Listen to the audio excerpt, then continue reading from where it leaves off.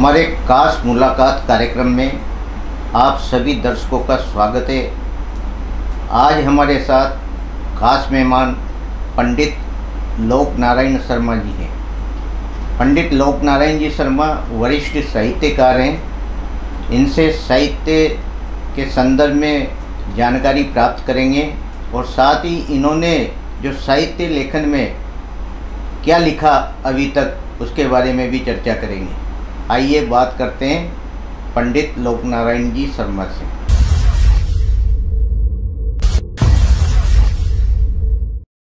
पंडित जी, आपका हमारे स्टूडियो में बहुत बहुत स्वागत है। धन्यवाद सर।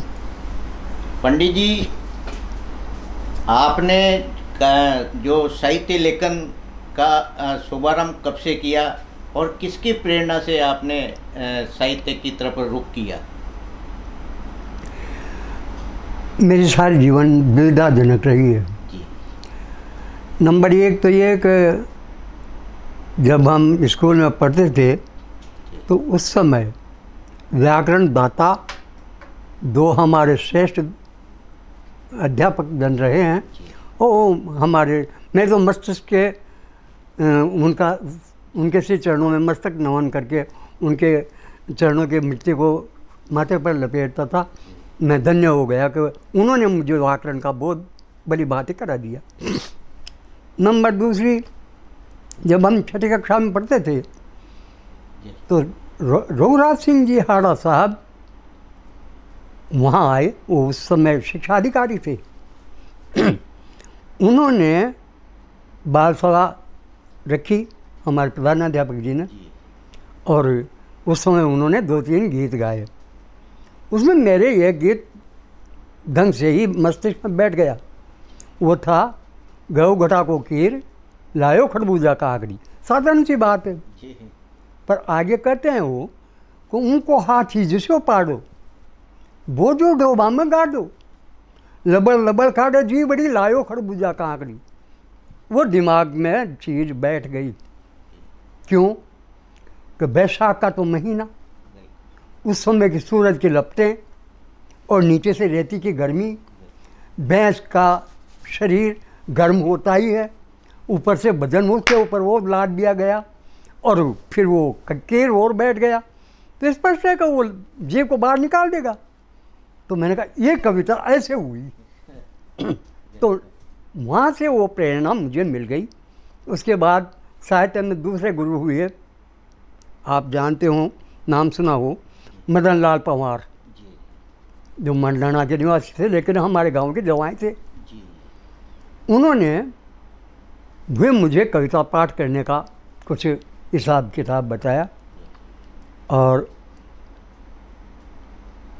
वहाँ से मेरी पहली रचना थी तू ही बता दिल्ली हाड़ा कशा जुड़िया जिब्भा टाड़ा बंद पड़िया गीला गाड़ा 10 बेला हाड़ा तू ही बता। तो पहली रचना उस समय ये थी। और माफ़ कीजिएगा, कम से कम मैंने 25-30 नाटक खेले हैं। तो मेरे लेखन में उनका ज़बरदस्त सहयोग रहा है नाटकों का। बाद में फिर गिरधारी लाल जी मालव साहब से मुलाकात हुई। उन्होंने तो मुझे छोटे भाई की तरह माना, लेकिन मैंने उनको गुरु स्थान दिया और उनकी प्रेरणाएं मिलती रही। कुछ लेखन का हिसाब बैठा और धीरे धीरे लेखन चला। साहब जो पहली पुस्तक तो मेरी हाड़ौती ही, जिसको राजस्थान में भी कहा जाए लेकिन हाड़ौती अंचल की भाषा है, इसका न तो इसकी व्याकरण न इसका शब्दकोश, और उसमें लेखन अगर मान लो करता है आदमी और पूर्ण रूप से ध्यान रखता है कि मुझे हाड़ौती ही लिखना है। आज ये माफ़ कीजिएगा, आदरणीय मुकुट महाराज साहब हैं, दुर्गादान सिंह जी साहब हैं, ये हिंदी का भी प्रयोग कर लेते हैं, उर्दू का भी प्रयोग कर लेते हैं। मेरे हाड़ौती में हाड़ौती मिलेगी, हिंदी में हिंदी मिलेगी। मैंने उसी दूसरी भाषा का समावेश नहीं करने दिया, वो नहीं दिया। तो पहली पुस्तक थी मेरी अब तो पीऊँ उजाड़ो, वो 90 में प्रकाशित हुई थी सर। और उसके बाद मुझे केथुनी पोल ठेले के ऊपर रद्दी बेच रहा था एक, तो उसमें भर्तृहरि त्रयशतकम की पुस्तक नज़र आ गई मुझे। फटी टूटी हालत में थी, जाले छा रहे थे। मैंने उसको उठा करके पढ़ना शुरू किया। जब देखा तो मैं तो उसमें रच गया, बस गया। कारण कि उपाध्याय की थी मैंने संस्कृत में, विठलनाथ पाठशाला से। तो वो ठेला चालक उठ करके आता है, बोला कि बाबूजी यहाँ से आगे गई। मैंने कहा यार आज तो आ रही थी, तो कह ले जाओ। मैंने कहा ऐसा तो नहीं दूंगा यार, शायद थे अधिक माँ कर तो तोल माई पे ले जाओ आप तो। मैंने कहा नहीं, तो ना मानो तो 4 आना दे दो। उसने उस समय 4 आने लिए। और मैं पोस्ट ऑफिस में नौकरी करता था, तो 10-12 साथी थे जो वो तो वहाँ चाय पीने के लिए बैठ गए थे, लेकिन उसने चाय बनाई नहीं थी। वो श्रीमान कहते हैं कि भाई इनको सबको मेरी तरफ से चाय पिलाओ आप। मेरे से केवल चवन्नी लिए, उसकी कीमत बतौर लिए वो भी, और वो सबको चाय पिलाते हैं अपनी जेब से। मैंने उनको बोला, मैंने कहा यार आप रद्दी खरीदने वाले तो नहीं हैं, आप तो कहीं न कहीं कोई साहित्य से लगाव रखते हैं। बोला कि बाबूजी इतना ही जानता हूँ कि जिस किसी ने इस पुस्तक को लिखा कितना बड़भागी था, भाग्यशाली था। जिस प्रेस ने इसको छापा वो कितना महत्वपूर्ण प्रेस था। जिस व्यक्ति ने वहाँ से खरीद की वो भी कितना महत्वपूर्ण व्यक्ति था। लेकिन वारे जिस व्यक्ति ने ठेले के ऊपर हमें आकर के बेच दी, वो तो शायद इन सबसे ज़्यादा बढ़ करके था। और आज इसको आप उठा करके ले जा रहे हैं। मैं धन्य हो गया कि केवल इसी में। मैंने कहा तो आपकी योग्यता यार कहीं छिपी हुई तो है। बोला कि बाबूजी एम.ए. में डबल एम.ए. किए हिंदी में। वो ठेले के ऊपर रद्दी खरीद रहा था साहब। ये हमारे हिंदुस्तान की परंपरा और लीला।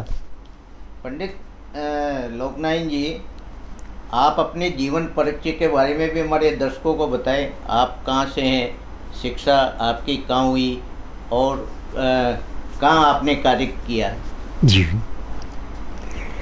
मैं निवासी मूल रूप से सकतपुर अटूर तहसील का हूँ साहब, जिसके आसपास गयोघाट, बडोरा, कुंजेड़, बपावर ये पड़ते हैं। बीच में मध्य में सकतपुर।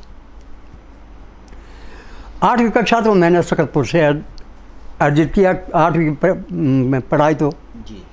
और उसके बाद कोटा विठलनाथ संस्कृत महाविद्यालय मथुराधीश जी के मंदिर के सामने ही है, पाटनपुर, वहाँ से मैंने उपाध्याय की थी।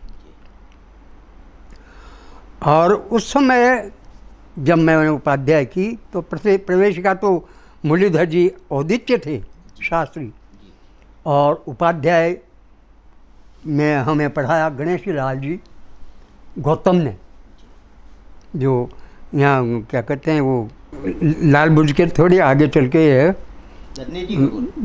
चौरासा है, जो मैं एक बिराजपुरा में चला जाता है। गंदी जी की पुल, वहाँ बिराजते थे वो गणेश लाल जी। तो उस समय शिक्षा यहाँ से अर्जित की। रहा सवाल मेरे संबंध का, वो बहुत बड़ी और गंभीर कहानी है। मेरे माता पिता और बुआ जी कहा करते थे मेरी बड़ी भौजाई के लिए कि इसने तुझे दूध दे दे करके पाला है चम्मच से, तो ये तेरी माँ है। जब उनके बड़ी बिटिया की शादी आई तो हमारे गांव की 2 महिलाएं, उन्होंने बोला कि भाभी जी था तो देवर जवान से बेटी का ब्याह की तो सूझ गई, देवर की न सूझी। तो भाभी जी का कहना बताया। उन्होंने मुझे बुला करके कहा कि उनके ये जवाब थे कि डामनी तो कहीं मिलनी नहीं, खाने का कोई बैंगन टमाटर नहीं भाग जाऊँ। मेरे वो बात चुप गई साहब। अलग रहता था, पक्का था, दुकान करता था और डाक खाने का काम करता था।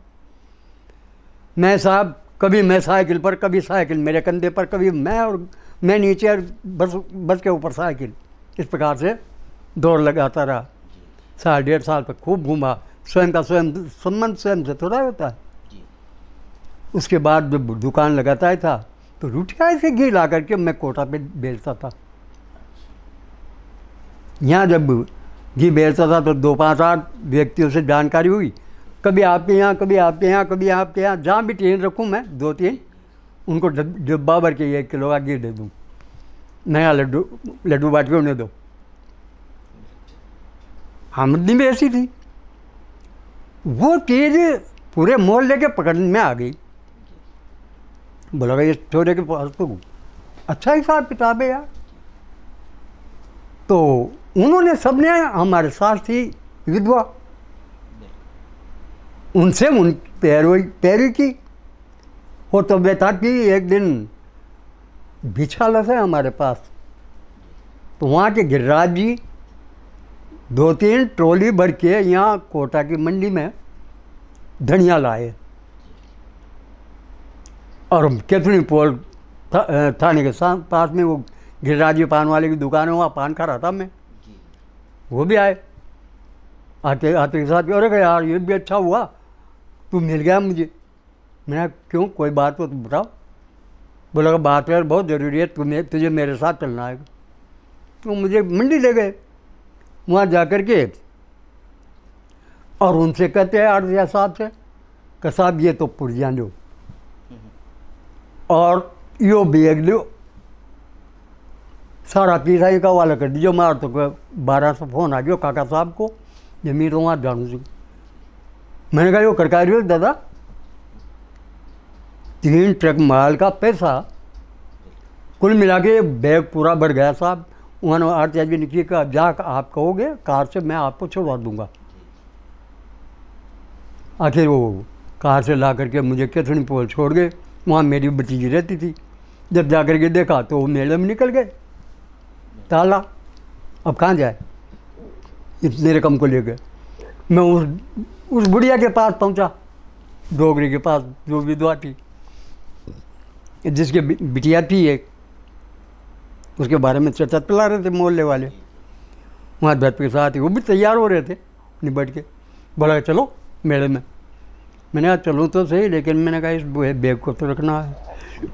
और जी बैग रख दो। मैंने कहा नहीं, बक्से में रखो, बक्से में रखो। मैंने कहा कपड़ों के नीचे रख दो और ऊपर से ताला लगा दो। उन्होंने ऐसा ही किया साहब, और मेले में निकल गए। मेले से जब वापस लौटे तो मैं उनको ढूंढूँ और वो मुझे ढूंढे, नहीं मिले। वो मेरे पहले चले आए, मैं फिर बाद में घूमता घूमता आया। बुढ़िया के दिमाग में ये बैठ गई कि ये क्या कहा उन्होंने कि बैग को बक्से में रखो और कपड़ों के नीचे रखो और फिर ताला लगा दो। तो कोई बात तो है। उन्होंने ताला खोल के जब कपड़े हटा करके देखा तो डोगरी लीली पीली हो गई। बोला कि इतना धन कहाँ से लाया, क्या बात है। तो मोहल्ले के लोगों ने सबने और पैरवी कर दी कि हम तो पहले कहते थे तेरे से तो ये बच्चा मंद कुमाव नहीं है, तेरे छोरी को दे दे। इस प्रकार से मेरा संबंध हुआ है। हमारी माफ़ कीजिएगा। पंडित लोकनारायण जी, आपने जो साहित्य लिखा, अब तक कितना लिख चुके आप? पहली पुस्तक तो मेरी 90 में निकली थी सब, अब तो पीऊँ उजाड़ो, जो ये कन्या होती है गरीब घराने में, 2 बच्चों को तो माता पिता अच्छी पढ़ाई करवा रहे हैं और उस बच्ची को केवल झाड़ू बुआरी के लिए ही छोड़ देते हैं। उसकी 2 पंक्तियाँ दे देता हूँ मैं। कद ताई अंधेरो पीऊँ बाबुल, अब तो पीऊँ उजाड़ो। ये प्रथम पंक्तियाँ हैं उसकी। तो इस प्रकार से वो उसका नाम ही अब तो पीऊँ उजाड़ो रख दिया था। और उसके बाद जब मैंने भर्तृहरि त्रैशत कम का कम से कम 50 बार पाठन किया मैं अनुवाद के, तो फिर भर्तृहरि त्रैशत कम, उस समय माफ़ कीजिएगा मैंने पंचकेश धारण कर लिए थे, जब तक मैं उस पोजीशन में नहीं आया भरते 63 कम मेरे दिमाग में नहीं उतर पाया। फिर पूरा हाड़ होती में 3 शतक का पद्यानुवाद किया दोहे में। जो सबसे छोटा पद्य है या तो दोहा या फिर क्या कहते हैं सोरठ, सबसे छोटा पद्य यही है। मैंने उस दोहे में 3 शतक का पद्यानुवाद किया, जो लगभग 350 के करीब श्लोक थे, उनका पद्यानुवाद किया है साहब। और अभी गए साल में एक हिंदी में पुस्तक निकली है, वो है खुलती रही किताब। साथ में लाया हूँ मैं। तो इस प्रकार से ये 5वीं पुस्तक है। और वैसे लेखन सामग्री मेरी जीवनी भी है। इसके अतिरिक्त एक हिंदी में एक हाड़ौती में उपन्यास है, एक हिंदी एक हाड़ौती में लघु उपन्यास है। चल रहा है वो, उनका प्रोसीजर चल रहा है। लेकिन मेरे अब माफ़ कीजिएगा, हाथों में बाएँ से भी आते हैं, यूँ खिंच जाती है ना से, उम्र का तकाजा है और हाथ कांपते भी बहुत ज़्यादा हैं। दूसरी चीज़, कंप्यूटर के सामने जब बैठता हूँ तो आंखें काम नहीं करती। आप अगर बोलते हैं, थोड़े धीरे बोलते हैं, तो श्रवण शक्ति ख़त्म हो गई। तो मुझे ऐसा लगता है कि शायद वो 4-5 पुस्तकें तो मेरी प्रकाशित ही रहेंगी। पंडित लोकनारायण जी, आपने हिंदी में भी साहित्य लिखा और माइड भाषा में भी लिखा। तो ये दोनों साहित्य आप लिखते हो, तो काफ़ी आपको संघर्ष करना पड़ता होगा इसके लिए। दरअसल देखो साहब, संघर्ष तो हर काम में है। कोई भी काम ऐसा नहीं है जिसमें संघर्ष नहीं हो। रहा सवाल, यदि हम सच्चे मन से निष्ठावत बन के और उससे लगन लगा करके बैठ जाते हैं, जब आदमी एक मैक हो जाता है किसी काम से, तो फिर सारा आसान होता चला जाता है। रहा सवाल, जब एक मैक हो जाएगा तो उसकी लीला अपने आप ही स्फुटित होकर के बरस पड़ेगी। मैंने तो केवल इतना सा जाना और इतना सीखा है साहब, यही समझ पाया हूँ अब तक। पंडित जी, आपने जो साहित्य लिखा और इसका प्रकाशन हुआ, तो इसमें कहीं से मदद मिली आपको? मदद भी, अब तो पीऊँ उजाड़ों पर राजस्थान साहित्य अकादमी बीकानेर ने मदद दी है प्रकाशन पे, लेकिन अकिंचन 4,000 रुपये दिए थे उस समय, और 7-8 हज़ार के आसपास का प्रकाशन में खर्च आया था। उसके बाद ये अभी इसके प्रकाशन में मिली है, क्या कहते हैं, खुलती रही किताब। इस पर 12,000 मिली है वहाँ से राशि, जबकि 18,000 के आसपास का खर्च आया है। ये तो ऐसा ही है, क्योंकि शांत सुखाए जो लिख रहे हैं, अगर मान लो वहाँ से सहयोग राशि नहीं भी मिलती तब भी तो प्रकाशन अपन को करवाना पड़ता। तो उससे तो अच्छा है कि कुछ तो मिला, तो मैं तो संतुष्ट हूँ। देखो पंडित लोकनारायण जी, आप जो साहित्य लिख रहे हैं अभी, आपने तो युवावस्था से लिखना शुरू कर दिया था जी, लेकिन अब जो आपकी उम्र बढ़ती जा रही है, अब भी आपका साहित्य लेखन जारी रहेगा?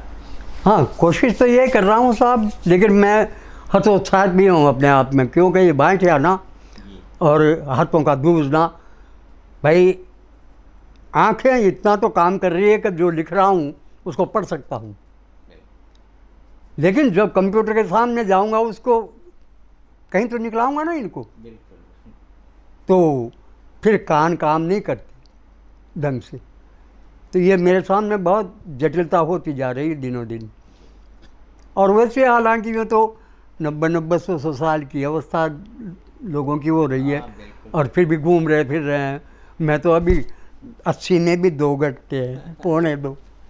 तो ऐसी कोई बड़ी बात तो नहीं है, लेकिन ये यूँ ही है जी, बाबू साहब का शुरू से संघर्ष खूब किया और बीमारियों से पीड़ित रहे, तो उसकी वजह से शरीर नहीं बढ़ा पाया। दूसरी चीज़, यूँ कहा गया है अपने हाड़ौती में कि 2 बैल ले आओ, एक पड़ियो 4 भी खा रहे हो, ऊँग भी रही हो, उसरी सहेलती होगी। और जो तायल बदल रहा होगा ना, जिसको हट जी मैं चमक पड़ोगू, वो दुबलो पतलो रहेगा, वो शक्तिहीन भी रहेगा, लेकिन उसकी कार्य गति जबरदस्त रहेगी और उसकी ठंडी रहेगी। तो क्षमा कीजिएगा, ये मैंने तो अब तक में यही सोचा है, ये समझा है, इतना सीखा है। पंडित जी आपने गीत भी तो लिखे हैं, हमारे दर्शकों को सुनाओ ना। अवश्य साहब, एक चश्मदीद गीत ऐसा है जो लिखने में आया। मैं डाक वितरण करता था और अंतिम छोर था गंगामती, तो जानते हो ना आप, देखिए बूंदी मोटर स्टैंड पे नदी के किनारे जो लगी बनी हुई है उसको गंगामती तोप कहते हैं, सबसे ऊंची है वो। अच्छा। उसके ऊपर एक इमली का पेड़ था, वहाँ पूरा करबला कोट के ऊपर मुस्लिम बस्ती से भरा हुआ है। मेरी आदत थी साहब, कभी 2 चिट्ठी बचा करके नहीं लाता था मैं, उस दिन का काम उसी दिन साफ करता था। तो खम्भों पे लाइट लग रही थी, उनके उजाले में पत्ते देख करके चिट्ठियाँ वितरण कर रहा था। समय संध्या का था। वो मुसलमानी उसकी भाषा में बोलती है, उसकी जवान बच्चों के बीच में वहाँ इमली के नीचे खेल रही थी।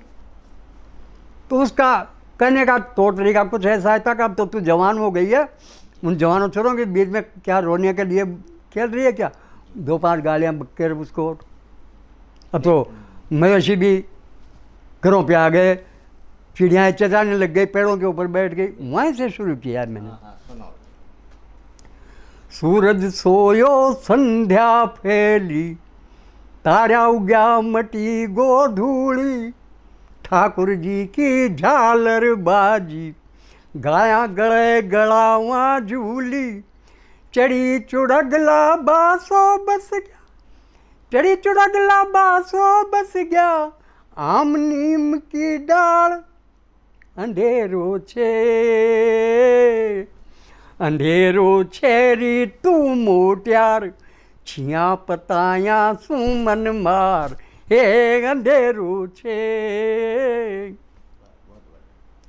अब तू ब्याव के नीड़े आगी, ये परछाया पणती देरी छे, अरण घूगरो छिया पताया, भर जो बन कतणी जारी छे, सग सगाई सावण से नंदी तरुणता, सग सगाई सावण से नंदी, आड तो दपाल अंधेरो छे, अंधेरो छेरी तू मोट्यार, छिया पताया सुमन मार।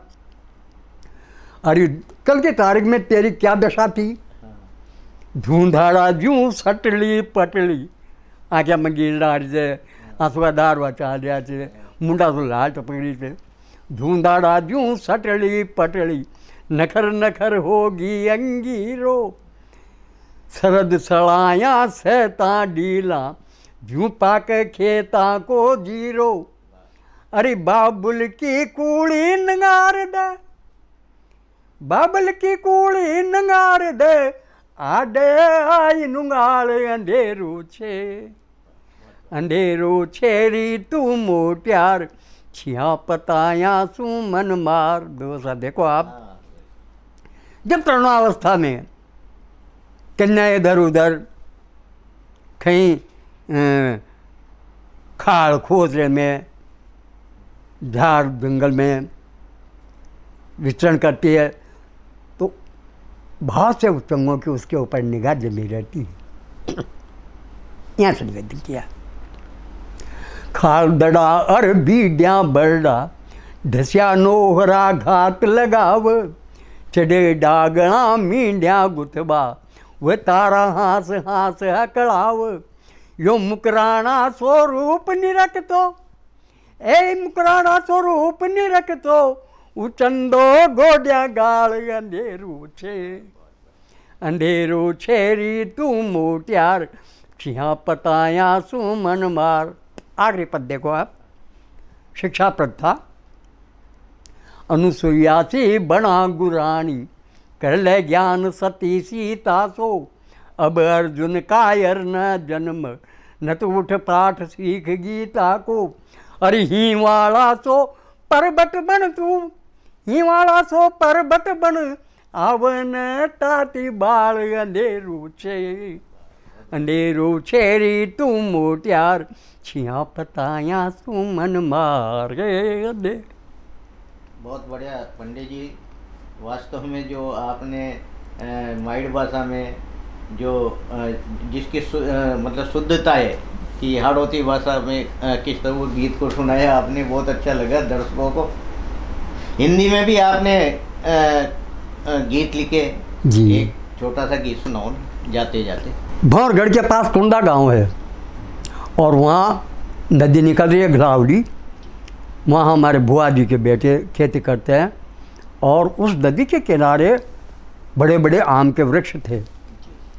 मैंने हाल ही से बोला, मैंने कहा यार आम पक रहे हैं, वो छा के आती है ना, तो मैंने कहा यार तोड़ लाएं 2-5। कहते था चलो बाबूजी, बाबूजी यहाँ क्या करेगा कि मुँह तोड़ लाऊँ। मैंने कहा यार मैं तो मीचड़ नहीं आओ। कहते वो मम्मा क्या करेगा कि बच्चों का चढ़वा देते हैं। मैंने कहा कोई बात नहीं, चले गए हम दोनों। वो भी आ गया। ऊपर जा कर के देखते हैं तो गड़ावली नदी में वो गर्मी का टाइम, लेकिन जहाँ जहाँ पानी भरा था डाबरा था बहुत लंबा चौड़ा, उसमें 5-7 भैंसें बैठी साहब और शेर बैठा, शेरनी बैठी। वो शेर शेरनी दोनों आपस में एक दूसरे को देखें और फिर भैंसों को देखने लग जाए। ऐसा देखते देखते हम और ऊपर चढ़ गए। फिर मैंने कहा ऊपर चलो। शेर उठता है, भैंस को यहाँ से पकड़ता है और वो 2-3-4 बार प्रयास करता है लेकिन उठती नहीं भैंस। फिर जाकर के बैठ जाता है, फिर आकर के फिर प्रयास करता है लेकिन नहीं उठी। फिर शेरनी आती है और एक बार में बत्ती लगा करके उसको अपने स्वयं के ऊपर से फेंक देती है पीछे। जब बैठती है उनके इशारेबाजी में शायद ये हुआ होगा कि भाई जाओ भोजन करो आप, तो शेर ने उसको भक्षण किया। फिर उसके बाद शेरनी आई, शेरनी ने भक्षण किया। अब वो दोनों किनारे पर बैठे बैठे एक दूसरे को घूरते हैं। शेर उसको पंजों से दांतों से फाड़ देता है पूरी को, शेरनी को, और मार ले लेता है।